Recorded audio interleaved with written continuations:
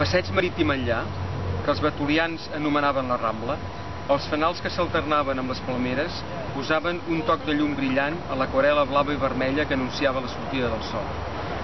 Cap a l'altra banda, fins a arribar a les 3 xemeneies de la central elèctrica, la costa s'estenia en plena transformació. La successió de grans fàbriques que havien marcat la pujança industrial de la ciutat, la Cros, Can Canyelles, Can Mercader, Busquets, ara eren com una dentadura gastada i malalta.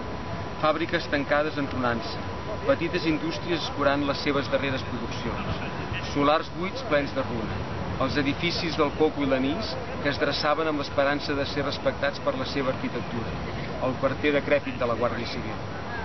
La llum de l'alba donava a la rastellera d'edificis i solars un aspecte dolorós i terminal, com si en qualsevol moment hagués d'arribar el dentista que arrenqués les velles dents porcades i implantés una dentadura nova de titani i ceràmica, nous habitatges, un port y el passeig marítim metropolitano.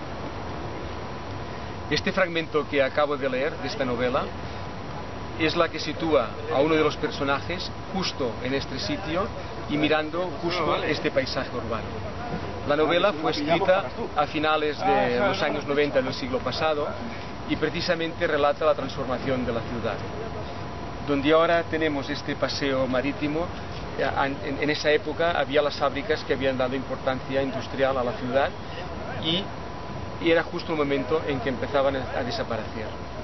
El juego de la geolocalización va a permitir que los lectores actuales de esta novela puedan situarse exactamente en el punto donde el protagonista contempla la ciudad y comparar lo que ven sus ojos con lo que hay escrito en el texto. De manera que el patrimonio literario, el patrimonio paisajístico que tenemos en la ciudad de Badalona se unen y son accesibles a los lectores mediante el juego de la geolocalización.